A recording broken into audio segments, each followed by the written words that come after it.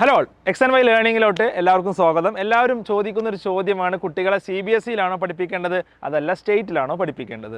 അപ്പോൾ CBSE syllabus ഉണ്ട്, state syllabus ഉണ്ട്, മറ്റനേകം സിലബസ് ഉണ്ട്. പക്ഷേ ഈ രണ്ട് സിലബസാണ് ഏറ്റവും പ്രോമിനൻ്റ് ആയി നിൽക്കുന്നത്. പല കുട്ടികളെയും ഒരു 7ാം ക്ലാസ് കഴിയുമ്പോൾ CBSEയിൽ നിന്ന് മാറ്റി സ്റ്റേറ്റ് സിലബസിലോട്ട് കൊണ്ടുവരുന്നൊരു പ്രവണത നമുക്ക് വളരെയധികം കാണാൻ സാധിക്കും. അതിന് കാരണം എന്താണെന്ന് വെച്ചാൽ നമ്മുടെ ഒരു 10th ക്ലാസ് കഴിഞ്ഞ് 12th പോകുമ്പോൾ അവർക്ക് കുറച്ചും കൂടി മാർക്ക് സ്കോർ ചെയ്യാനും മറ്റൊക്കെ എളുപ്പം സ്റ്റേറ്റ് സിലബസിലാണ് എന്നുള്ളത് കൊണ്ടാണ്. അപ്പോൾ നമ്മൾ സ്റ്റേറ്റ് സിലബസ് ചൂസ് ചെയ്യണോ CBSE ചൂസ് ചെയ്യണോ എന്നുള്ളത് പല ഫാക്ടേഴ്സിനെ ഡിപ്പെൻഡ് ചെയ്യും. അതിൽ പ്രധാനപ്പെട്ട ഒരു ഫാക്ടർ നമ്മുടെ കുട്ടിക്ക് എങ്ങോട്ട് പോകണം എന്നുള്ളതാണ്. അതായത് where is he headed in the future എന്നുള്ളതാണ്. ഒരു കുട്ടി കോമ്പറ്റേറ്റീവ് എക്സാമിനെ സംബന്ധിച്ചിടത്തോളം ആണ് അവന് പ്രാമുഖ്യം കൊടുക്കുന്നതെങ്കിൽ അവനിപ്പോൾ ഒരു JEE എക്സാം എഴുതണം, നീറ്റ് എക്സാം എഴുതണം, അവിടെ നമ്മൾ മനസ്സിലാക്കേണ്ട കാര്യം അവന് CBSE സിലബസ് ആയിരിക്കും ബെറ്റർ.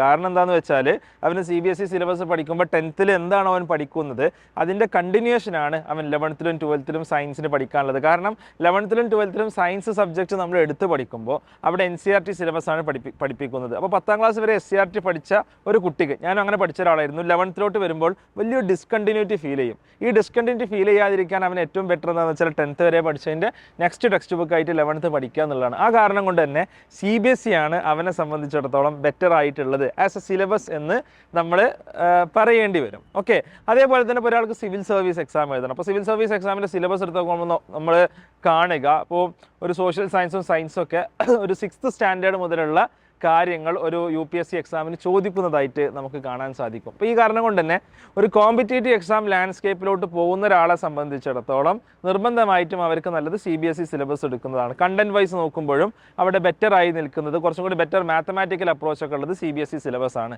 നേരെ മറിച്ച് ഒരാൾക്ക് ഒരു പ്യുവർ ഡിഗ്രി സ്ട്രീമിൽ തന്നെ പോകണം, അയാൾക്കൊരു കോമ്പറ്റേറ്റീവ് എക്സാം ഒന്നും ഒരിക്കലും എഴുതണ്ട എന്നുണ്ടെങ്കിൽ, അയാൾക്ക് എപ്പോഴും കൂടുതൽ മാർക്കാണ് ലക്ഷ്യം എന്നുണ്ടെങ്കിൽ സ്റ്റേറ്റ് സിലബസ് തിരഞ്ഞെടുക്കാവുന്നതാണ്.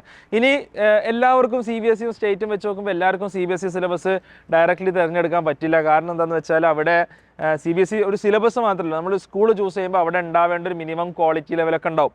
അപ്പോൾ ഈവൺ ഒരു പ്രൈവറ്റ് സ്കൂൾ ചൂസ് ചെയ്താലും ചിലപ്പോൾ നല്ല ടീച്ചേഴ്സ് ഉണ്ടാവില്ല. ഇങ്ങനത്തെ ഒരുപാട് പ്രശ്നങ്ങൾ ഉണ്ടാവാൻ സാധ്യതയുണ്ട്.